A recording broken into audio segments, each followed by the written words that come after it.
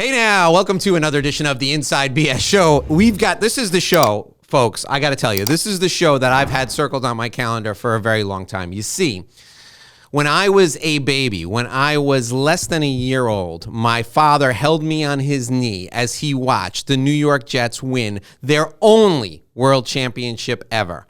And for the following 52 years, I have suffered. Sometimes I didn't know I was suffering. Other times the suffering was right in my face because I have been a Jet fan for that long. And I have searched high and low for someone else who has suffered like I have suffered. And I've found that person. But that's not what this show is about. This show is about you and what's going on in your life that you can't talk to anyone else about, or you and your client and what's going on in your client's life that they can't talk to anyone else about, or something they need to get to the bottom of. You see, all of these things I've talked about, all of these things I'm focusing on right now, they exist in one person. And I have scoured the earth to find this remarkable individual, someone who is so tortured by being a Jet fan that he not only had to go into law enforcement, but then he left law enforcement and went to law school, tortured himself even more. And now he combines those two things to help lawyers and to help people who have no place else to turn. Please join me in welcoming Bill Belmont to the Inside BS Show. Bill, welcome to the show. I don't know what we're going to talk about today, but I know it's going to be fun. Tell people what you do and tell them why you do what you do. Well, I was really excited to talk about the Jets, but there'll be no happiness out of that. No. We want to have a good time today. And let me clarify, I actually, as unique as this process is, I actually went to law school first and then became a cop. Wow. So, all right. So let's get to the bottom of that. Well, I could solve that, because it could take all day. My whole plan was to go into the FBI. That's all I ever wanted to do growing up. I have never been drunk. You can verify that after 56 years. I've never been drunk. I don't really drink at all for the last 20 or 30 years. I've never been high. So I was growing up to be the picture perfect agent for the FBI. All my jobs, undergraduate and in law school, were law enforcement related jobs. In my last year of law school, in April of 91, I was actually offered a position with the FBI. And this was everything I worked for. The problem was I had 3 more months till law school graduates. So unfortunately, I said, listen, guys, I appreciate it. I remember going to Governor's Island, finishing the physical fitness test. I said, listen, I got to take the bar exam. I can't come this far and not do it. They said, no problem. We'll just defer you till after the summer. So that summer I studied for the bar, crushed it, by the way, including all my boys in the Ivy League. I crushed it. Then passed the bar, graduated law school, and now this is great. So I always did investigations on the side, always been, even as a college student. My first job was going through the Yellow Pages. For you young people out there, the Yellow Pages was this big book that had everybody's name and address in it. It was Google before there was Google. You had to actually look things up. And so I found the guy, and I still to this day still do work with him. And I started doing investigations, graduated law school, figured in 6 months I'd get my FBI class. The problem was, for those that recall, 91, we had a recession, and all those classes were frozen. So that's what kind of much unraveled things for me. I was killing some time. A U.S. attorney I interned for when I was an undergrad, he had gone to law school and became a cop. He said he transferred from D.C. to Phoenix. He said, why don't you come out here and be a cop? I figured that was something worth exploring and doing. Did that for a little while, came back to New York. The FBI had changed the process. That never came around again, so I started practicing law. But at the same time I'm practicing law, I'm doing insurance defense work, love being a trial attorney. I'm still getting calls to be an investigator because I always did that as a side gig. And I thought this was fine. And then I realized I'm getting married. And I'm like, wait a minute. Why am I competing with all these lawyers when these lawyers can be my clients? Yeah. The way to be successful in life is where can you generate the work for? Where can you make it rain? Because that's the reality of it. What is the NBA term? The minders, the finders, and the grinders. Right. The finders are the ones that can make it happen. So after practicing law for a while and loving it, I said I went to the world's largest investigative company. And after 3 years there, I started my own firm. And 18 years ago, and I've been an investigative attorney for a while now. All right. So the question that I have for you, and I almost asked it before we started the show, but I held myself back because I wanted to get it on the record, so to speak.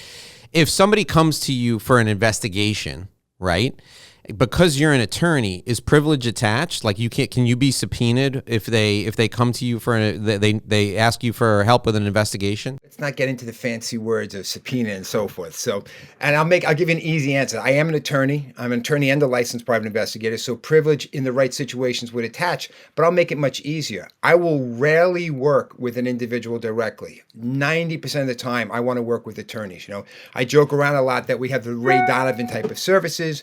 We access a lot of private information. And for us to do that, I want as many layers of assurance that it's legitimate purpose. I want to make sure this is a business reason. It's typically litigation based, because you call us when there's an adversarial relationship. No one's really calling me up because their kid's having a sweet 16 or they're having their 50th anniversary. There's a problem and you need me to solve that problem. So that's when you get involved. So while we could have that privilege, I'm much more comfortable. And I've had this happen. Someone will refer me. Hey, that's great. I could definitely help you. As soon as you get yourself an attorney, have him or she contact me, and I'm very happy to be retained. And the reason you do that is because the attorney then hires you. They pay the attorney pays you. So even if you weren't an attorney, then privilege is attached, and everything you find. Not right, but I don't even do it for the privilege, but I put it for the reassurance to me that it's a legitimate purpose. I see. Let me give you an example of it. Something as simple as DMV records. Investigators in our industry have access to DMV records, but the states will audit you randomly to make sure the reason you ran that search was justified. You can't just run someone's records, because what happened back in the day was people would use it as a dating tool. Oh, that person's good looking. Let me run that license plate. Or you had more nefarious situations where individuals were trying to assassinate their spouse's boyfriend or girlfriend in doing that. So when someone calls me up, I've been doing this now. I've had my own firm for 18 years. I'm not in a rush to take any work in. I want to make sure it's legitimate. I don't want to deal with people that are emotional if they have their attorney involved. So yes, payment is nice because I'll get the money paid up front, or the attorney will hold the money. But I never worried about that. You never chase money in business. You got to chase those relationships. Yeah. So having the attorneys is just a level of comfort for me. Yeah. So talk about some of the things that people retain you for help with. So is it, your every day has got to be different for you. Like one day it could be a personal injury case and you could be doing an investigation for like an accident scene. Another day it could be a family law case and you could be looking at cheating spouse. Another day it could be an asset search for somebody who's got a judgment and they need to figure out if it's collectible.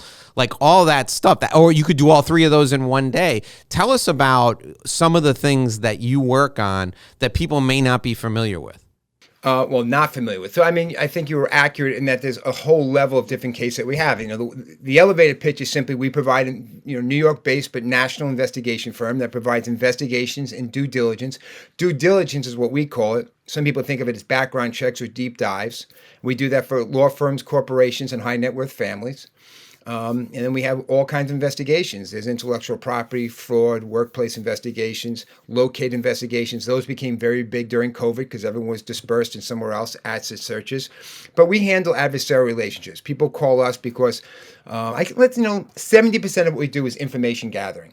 You're going to make an investment. And Enron was great for us. Sarbanes-Oxley was great for us. And Madoff was great for us. In fact, I'll give you an example.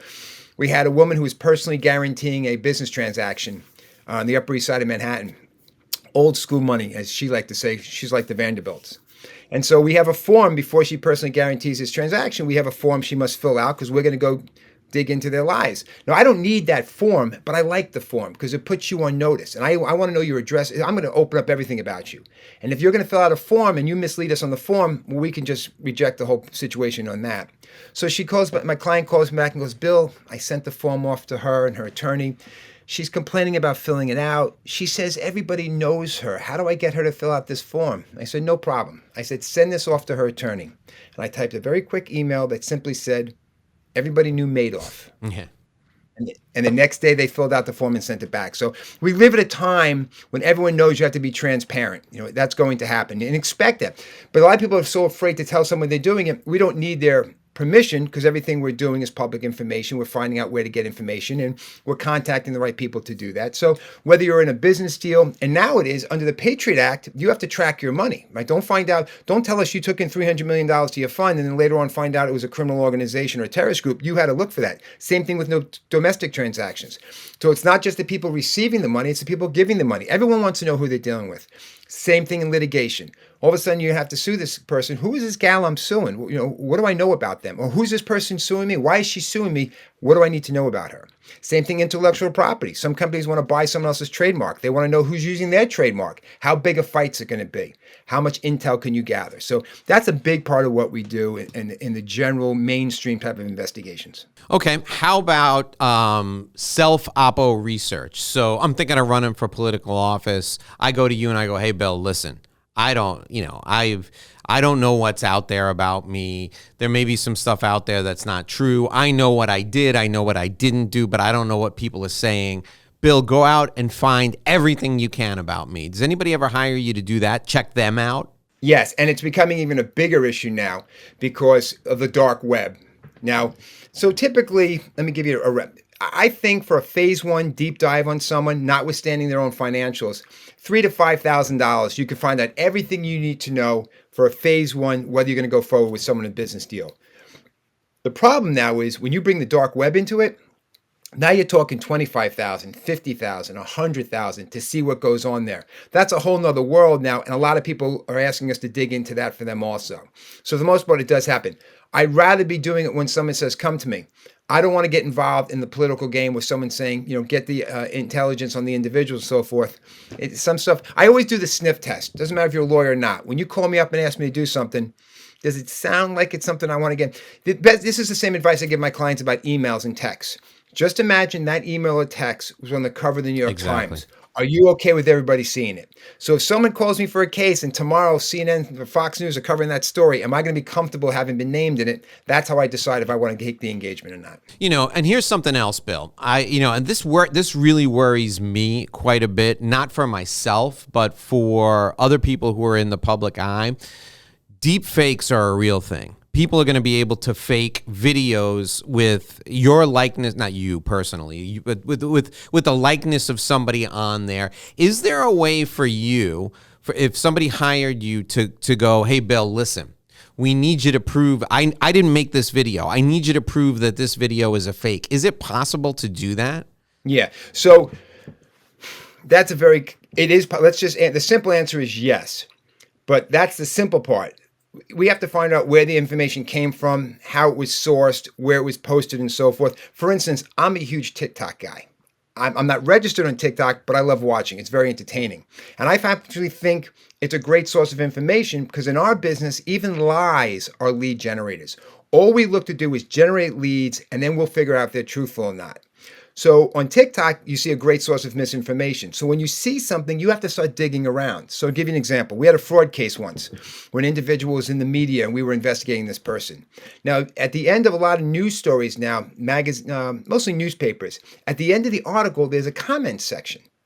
And everybody's a hero. We're all keyboard warriors. They don't want to come in your face and say it, but they'll sit behind the keyboard and say whatever they want. And most of the time, the comments on this guy will be, he's the good guy. They shouldn't do this to him. Oh, he's a bully. He stole everyone's money. But someone else may comment on this case. Oh, I remember him 3 years ago when he was working with me at ABC Corporation. He was always getting in trouble with the finance department. That's a great lead for us. Now, I can't run with that and say, here's my smoking gun, but that's a lead generator. Let's follow up on that. So our job is constantly, people understand when you get into the investigation area, you're not paying us for our results. You're paying us for our time. There's no guarantee what you're going to find. And a lot of times it's like a cobweb. You got to go down certain paths and turn left and turn right. It may be you have to come back. It's very complicated how you get information, but if you put the time in, you can get there. So that was a long-winded way of getting back to your question. Yes, it is possible to do that. No, I think that's great. So, to your point about that, though, there are some people who would be happy to pay you whatever you want for you to find nothing because that's a relief for them. Well, typically they know, though, right? I mean, right. You know what you did, and you know what you did. Yeah, you know. I mean, I tell clients all the time. I joke. We have those Ray Donovan services for times when your personal indiscretions make it hard to call 911. And criminal defense attorneys deal with this all the time. I tell clients, listen, I'm going to help you. I'm going to get you the best result possible, but I'm doing everything based upon what you tell me. It's like cooking a meal. You bring me those groceries, I'll make the best meal I can with that. But if you bring me the wrong groceries, that's what you're going to end up getting. So in those situations, you have to say, listen, explain that to me, what you think is there. We could discuss it afterwards, but that's part and parcel of how you have to work with them. So where do your cases come from? What percentage of your cases come from attorneys, and what percentage of your cases come from a person who just needs your help, and then you say, go get an attorney and then come to me? So over 20, 30 years, I'm getting slightly more from individuals who are self-referrals, but for the most part, you hire me because it's an adversarial situation.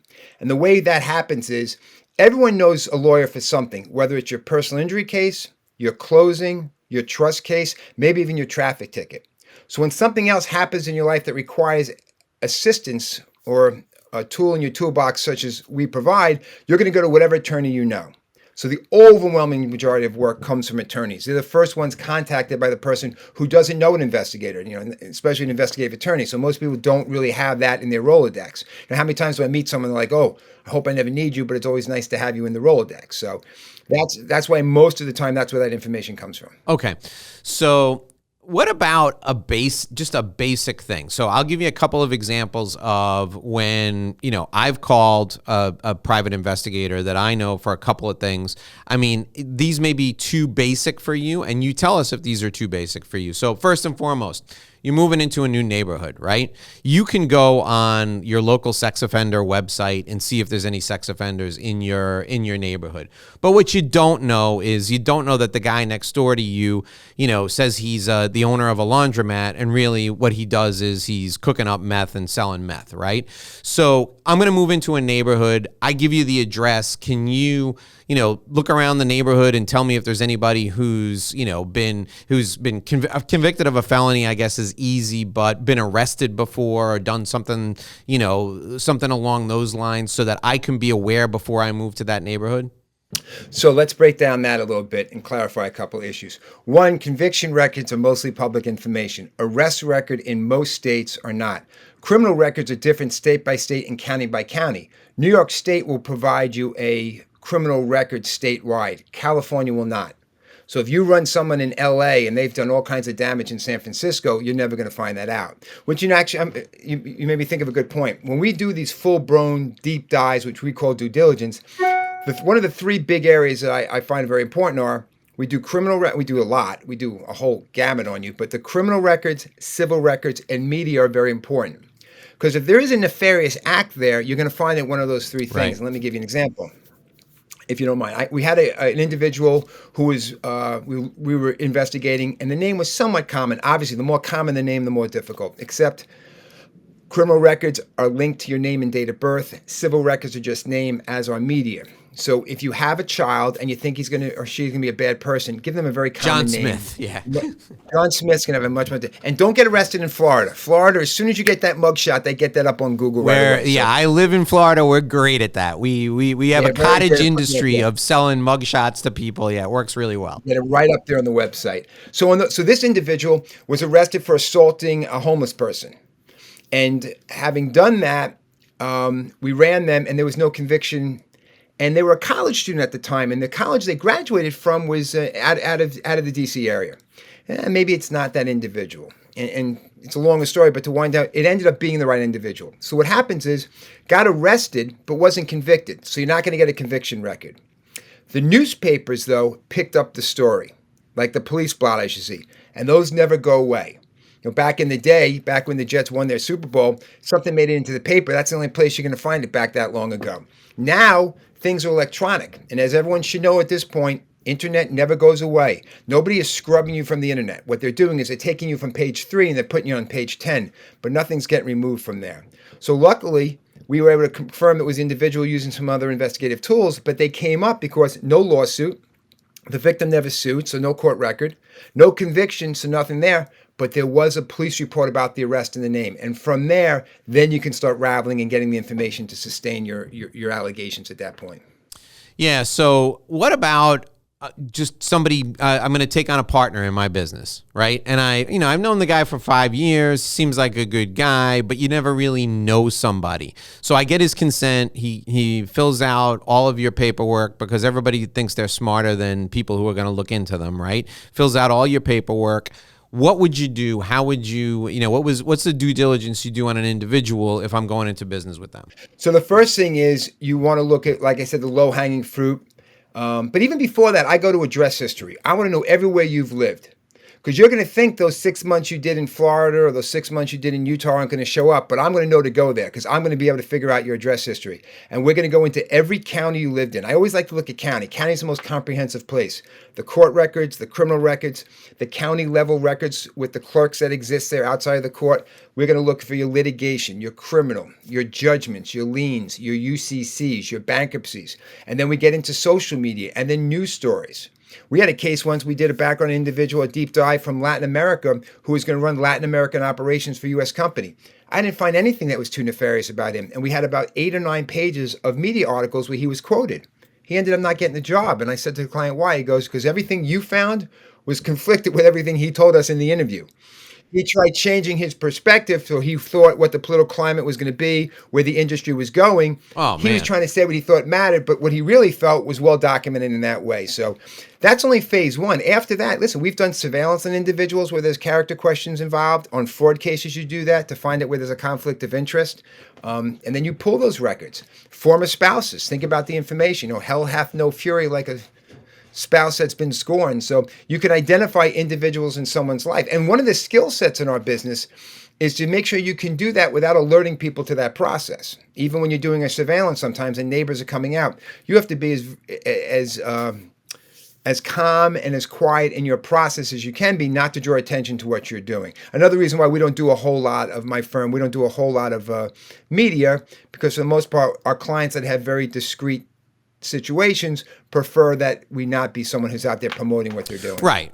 And I would imagine that you're not somebody who's ever going to be, out in the field doing anything. You have other people who are going to be out in the field who nobody's ever going to know. They're going to be, they're going to be the guy delivering a package or the person who's fixing the gas meter or something. Nobody's ever going to know. Well, you'd be surprised, unfortunately, how oblivious most people are when you follow them. So you could just be following them and they wouldn't even notice. I have followed people for 7-8 hours an entire day simply by changing a hat and a sweatshirt, and they would have no idea. Oh, wow. All right. Now, obviously, following someone in New York City is much different than following someone in Wyoming. Right. So you have to have multiple people. A simple Google search of a location will let you know what you would need to really pick up a surveillance team and conduct the proper investigation based upon the location and the environmental layout. Okay. So, Bill, I'm going to ask you this question. I want you to take a minute and think about it. I know you don't need the minute, but I need the minute. So take a minute and think about it. Here's the question. The question is, the average person, law-abiding person, just going about their life, who should they be checking out? What should they be thinking about from a regular financial security, not physical threat perspective, but from a regular financial security point of view? What do most people not think about from your perspective that they should be thinking about? What don't they check out that they should be checking out? I'm going to have you answer that question in just one sec. I need to let people know that we're brought to you by Sandrowski Corporate Advisors. So we're talking with Bill Belmont now, and he's an investigative attorney. He'll get to the bottom of stuff for you that nobody else will get to the bottom of. Well, Sandrowski Corporate Advisors, it's much easier. You're buying a company. You need somebody to go over the financials. Sandrowski's the people to do that. Call them up, have them go over the financials, have them do a competitive analysis, and then you can call Bill, and Bill can check out everybody associated with the company. But have Sandrowski Corporate Advisors look at the financials of the company, have them do a comparative analysis to other businesses in the industry, in the geographic region, and they will tell you what they think the business is worth. That's called a valuation, right? Then if you have an adversarial situation, you're wondering what your business is worth because you and your partner are going to split up. Your partner says it's worth X, you say it's worth Y. Somebody needs to testify to what that business is really worth. Sandrowski Corporate Advisors can do that too. And here's the thing. They don't just handle the numbers. They've also testified in hundreds of cases over the last 35 years. The guy who handles their The guy who handles their forensic accounting and business valuation litigation support area is a college professor as well as a CPA. He can take the most complex things and break them down so that they're easy to understand. So you don't just need somebody who's going to do the financial analysis. You're going to need somebody who can also testify in court in a way that's so simple even a judge can get it. I want you to give Sandrowski Corporate Advisors a call. You can reach out to them at 866-717-1607, 866-717-1607. Sandrowski Corporate Advisors. They're a CPA firm with a different perspective. We're also brought to you by My Revenue Roadmap Guide. If you want a business development plan that will help you grow your business, that doesn't involve bus bench advertising, it doesn't involve any goofy SEO stuff, download My Revenue Roadmap Guide right now. It's free. It's my gift to you for listening, for watching. Go to revenueroadmapguide.com, enter your contact info, download it now. You can customize it for your professional practice. You're a CPA, you're a financial advisor, you're a consultant, you're an engineer, you're a lawyer. My Revenue Roadmap Guide will help you with its 6 steps. It's super easy for you then to decide how you're going to grow your business. It's a path for you to stay on, to keep focused and stay on track. RevenueRoadmapGuide.com. It's free. It's my gift to you. Download it today. All right, Bill. The average person walking around, they don't know what they don't know, right? What should they have checked into before they got involved with it? Well, like you said, you talked about the CPA for evaluating the numbers. We evaluate the human element to what people are doing. So too often, I'll give you another example. Even though this is professional, it still relates to individuals. We got a call about an $85 million fraud involving a hedge fund. And the problem was the compliance guys said, hey, let's get the Belmont Group report. We want to look at these individuals first.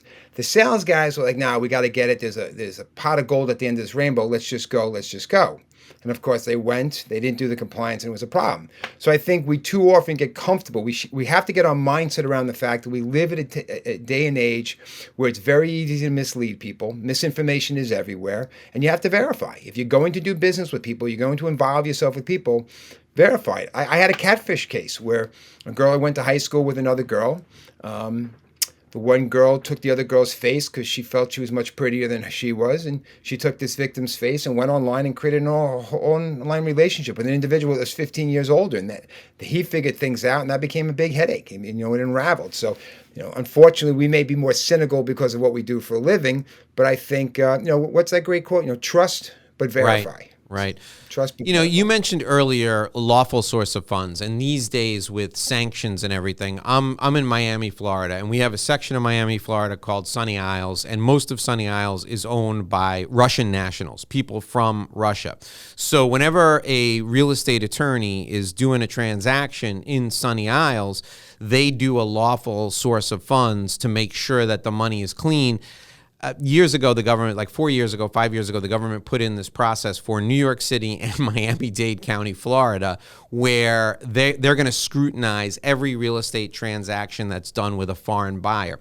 Bill, explain to people about lawful source of funds and how tough it can be to figure out where funds really come from. Well, here's the simplest example I can give you.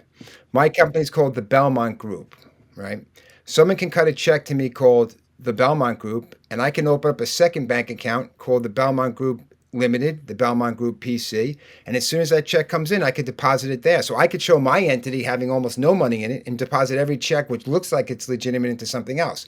The real question, the situations you're discussing for those attorneys are, how far back do I have to go? So if I have an individual whose company is ABC Corporation in Miami, and how far do I have to look to see if he's getting funding from somewhere overseas? How many different layers back do I have to go? How many principals are they? How many are silent principals? I pull the corporate documents. The corporate document says Joe Smith. He's the guy that did it. Do I have to look into Joe Smith? Do I have to get the source of funding from Joe Smith? So a lot of that depends on what is reasonable due diligence. But the reality is, if you want to hide and you put your time into it, it takes a lot of time and effort to go through that. And it takes time. You have to peel those layers back.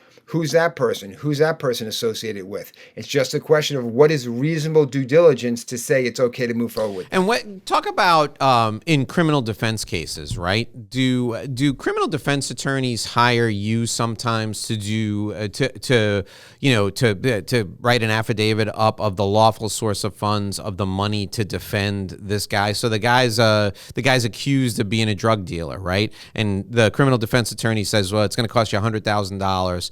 If the drug dealer gives $100,000 of drug money to the attorney, that could be a problem, right? So does the criminal defense attorney go to you and say, Bill, listen, the drug dealer's Uncle Pete, who's supposedly clean, is giving me the $100,000. Can you just verify that that money's one generation clean and write up an affidavit, and then the criminal defense attorney's covered?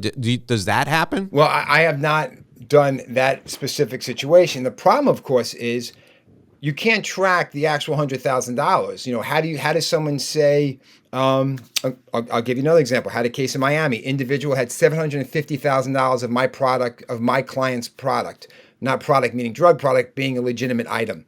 And we couldn't get hold of him. I tracked him down. He was arrested by the feds.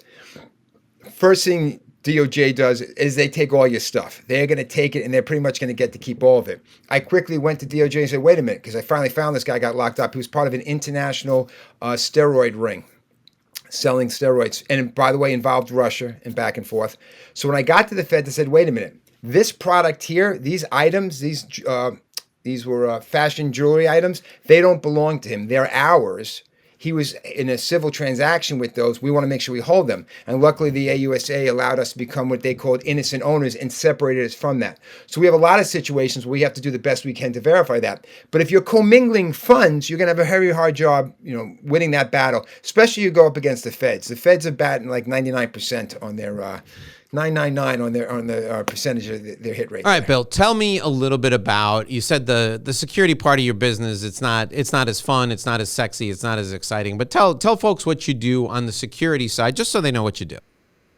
Right. So, there was a time we used to do Isaac Mizrahi's fashion shows many years ago in New York.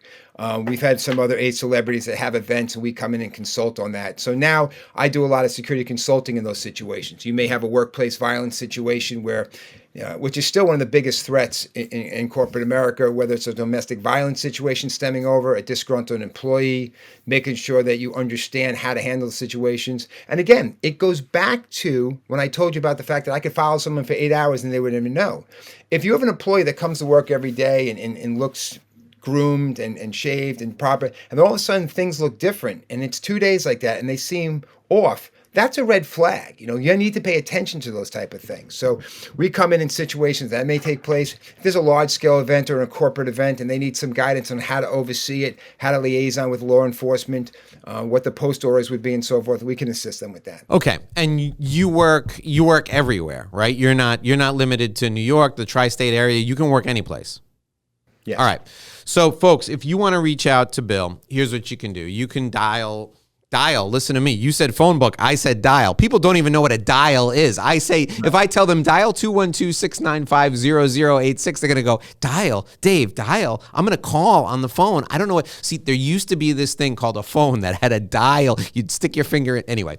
212-695-0086, 212-695-0086. That's how you can reach Bill. All right, Bill, I'm going to ask you now, think about three things you want people to take away from our time together today. And while you're doing that, I'm going to remind them about the Sandrowski Corporate Advisors. Sandrowski Corporate Advisors is a CPA firm. They help people all over the place with business valuation, litigation support, forensic accounting, risk management, and family office advisory. If you need help with any of those services, you can reach out to Sandrowski Corporate Advisors at 866-717-1607, 866-717-1607. They also work anywhere in the U.S. They can help you, 866-717-1607. Okay, Bill, what are the 3 things we should take away from our time together today? I guess as far as our firm, we've built our firm for 20 years based upon chasing relationships, not the dollar. We have long-term relationships with clients. You should never hesitate to reach out to us if you're in a situation you need some guidance. If we're not the right place for you, we'll put you in touch with the right person. As every New Yorker likes to say, we got a guy. So we are typically the GTG for most people, and we will handle that for you.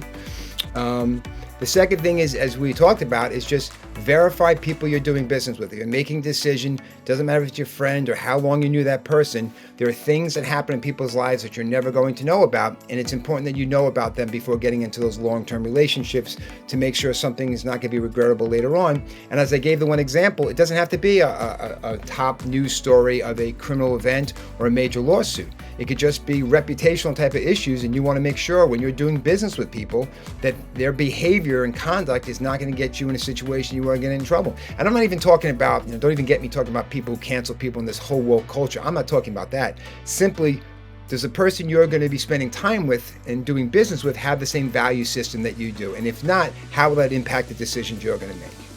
And then the last is to let you know that one of the things I love best about what we do is, a lot of times we're like life coaches in our business. We're very good at motivating people to do the right thing. So many times attorneys will call us up and tell us that they have a situation and it's going to be difficult to engage in litigation, and we try to help them identify the bad actor. To give you an example, there was a company that was leasing jewelry to people around the country, and they, instead of buying these expensive pieces of jewelry for $50,000, $60,000, you would pay a monthly fee, and then every 3 months you return the jewelry. But of course, after 3 or 4 months, some people wouldn't return that. I went to law enforcement in those different states and jurisdictions, and they're like, hey, this is kind of a civil matter.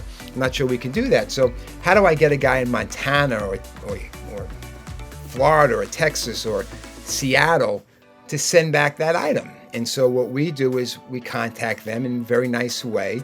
And then we find ways in the industry that if you begin to legally and ethically let people know that decisions they're making are going to impact them professionally or personally, they become very motivated to do the right thing. And we see that in regular social media now, right? If you're in a restaurant or an airline or a business and someone puts a bad rating for you out there, it changes how you're going to behave. So that type of accountability is still very feasible and something our industry is able to take advantage of. Yeah, that's really interesting. We could do a whole show on that alone. Legally shaming people into doing the right thing. We used to have that news show, right? Shame on You. It was like one of the local news shows always had that. Bill Belmont, it was great. It was enlightening having you on. Thank you so much. Those of you who are out there who need the services of someone to track something down or to do due diligence on a person or a company, or there's someone you're going to get in business with and you're just not sure about them, give Bill and his team a call. You can reach out to them at 212-695-0086, 212-695-0086. Bill Belmont, it was a pleasure having you on. Thanks for spending some time with us today. Absolutely. Thanks, Dave. All righty, folks, that'll do it for this episode of the Inside BS Show. My name is Dave Lorenzo. We'll be back here again tomorrow with another great interview. If you like what you heard today and you want to hear more, let us know down in the comments. If you didn't like what you heard, you can let us know that down in the comments. If you have nothing to say, just give us a hey now down in the comments. Why? Because that engagement helps us. It helps on YouTube. It helps with the podcast. We love your comments. Leave us comments early and often. Until tomorrow, my name is Dave Lorenzo. Here's hoping you make a great living and live a great life.